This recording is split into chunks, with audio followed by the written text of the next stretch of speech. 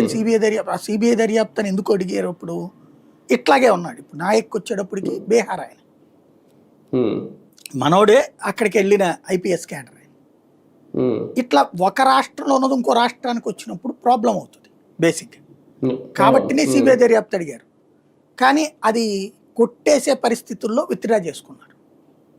సరే ప్రభుత్వం మారింది, ఈయన కీలక పాత్ర పోషిస్తున్నారు కాబట్టి పోలీస్ మీద ప్రెషర్ చేయగలిగారు, యాక్షన్కి అడిగారు. ఇప్పుడు విచిత్రం ఏంటంటే తనని హింసించారని పగబట్టి ఇంత పోరాడుతున్నటువంటి రఘురామకృష్ణరాజు గారు మొన్న తెలుగుదేశం నాయకుని ఇంటిని గోలగొట్టించారు, ఆయన స్టేషన్లో పెట్టించారు. సరే పాపం అది రైటా రాంగా, ఆయన తప్ప లేకపోతే అతను తప్ప, అది జనం డిసైడ్ చేసుకోవాలి, అది తెలుగుదేశం వాళ్ళు ఆలోచించుకోవాలి, మనకు సంబంధించిన వ్యవహారం కాదు.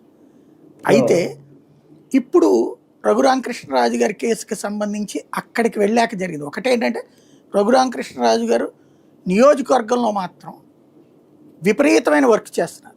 రోడ్లు ఇచ్చడము, కాలువలు కట్టించడము, ఆక్రమణల తొలగింపు, పర్ఫెక్ట్గా ఆలయాలకు సంబంధించినటువంటి సిస్టమ్స్ మెయింటైన్ చేయడం, ఒక రకంగా నియోజకవర్గానికైతే ఒక కొత్త రూపు తెస్తున్నారు.